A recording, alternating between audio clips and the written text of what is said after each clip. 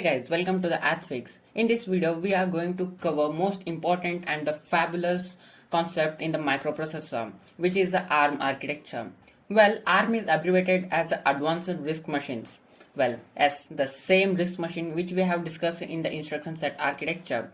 Well, if you haven't watched that video, I recommend you to watch that because many of the concepts, basics is covered in that video, which is going to help in this video. Well, RISC is abbreviated as a reduced instruction set computer or the architecture, which uses very small amount of hardware or the transistor and a lot of software for the purpose of evaluating and loading and processing the data. Therefore, the overall size of a processor become very small due to this architecture. Therefore, this architecture become a revolutionary form in the processor industry.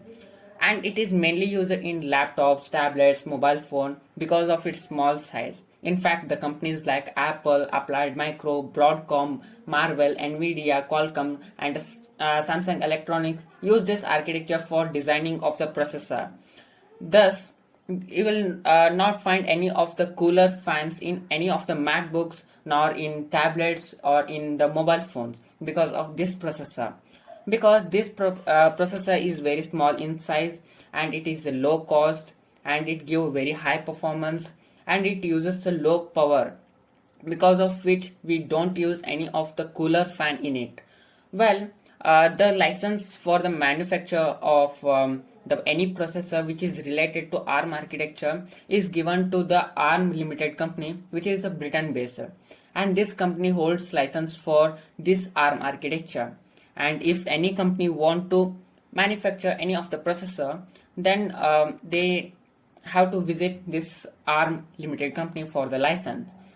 Well, I will discuss in the further concept why we have to use this ARM and how it is useful. Well, why we require the ARM architecture? Well, it uses a reduced power consumption for the portable embedded systems like laptops, mobile phones, tablet. Well, it has a core density which is improved by the thumb. Means we all know that density is a mass per volume. Here volume is a hardware storage, whereas a mass is a software which we embed in this hardware. Well, we can embed a lot of software in a small amount of hardware because of the thumb which is introduced in the ARM architecture. Well, ARM is able to compress the 32-bit information into 16-bit information and store it. And it is able to decompress that 16-bit information to 32-bit information for the purpose of execution. Well, it has a greater hardware debugging technology like a keel, and you can also watch how the execution is happening with a greater visibility in this ARM architecture. Also, you can resolve the problems with the ARM architecture. For purpose of these all characters, the ARM is extensively. ARM is not a complete RISC processor. It is advanced than the RISC processor. Well, it is made so for the purpose of embedded system.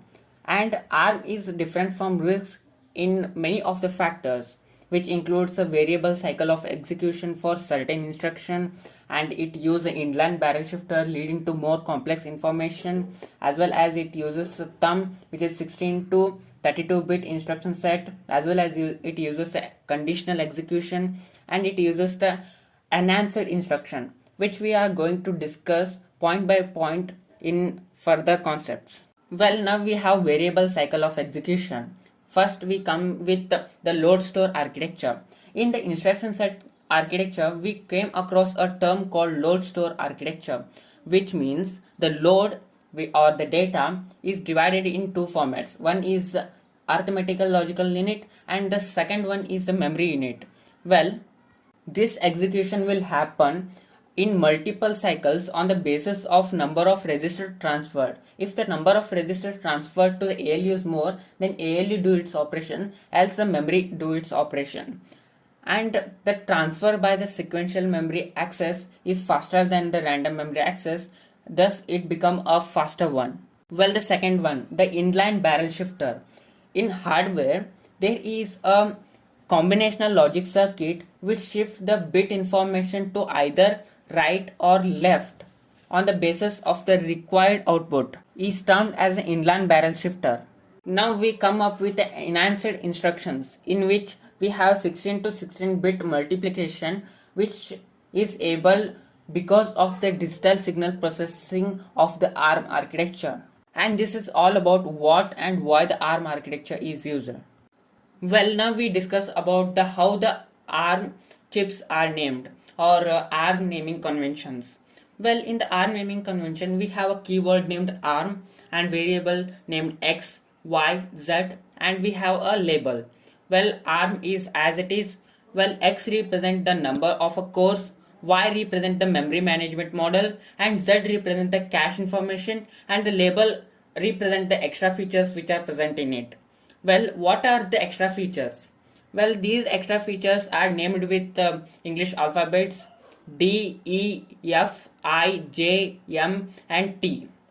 Well, D represent the debugging in ARM, and E represent the enhanced DSP instruction, digital signal processing instructions, and F represent the support of a floating point, and I represent the support of hardware breakpoints and the watch points, and J represent the support of a G-cell Java acceleration architecture, and M represent the long multiply instructions, and T represent the thumb instruction set, which we had discussed in previous section.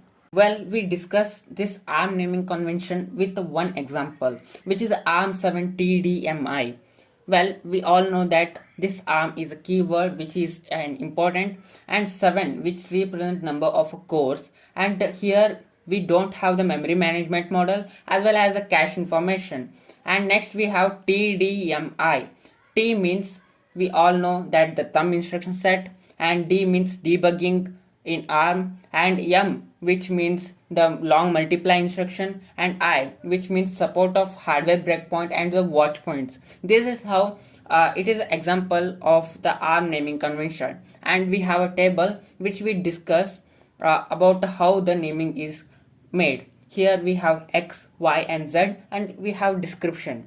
In X we have 7, Y is 0, and Z is 0. Thus it is the ARM 7 processor core, and example for this is the ARM 7 TDMI.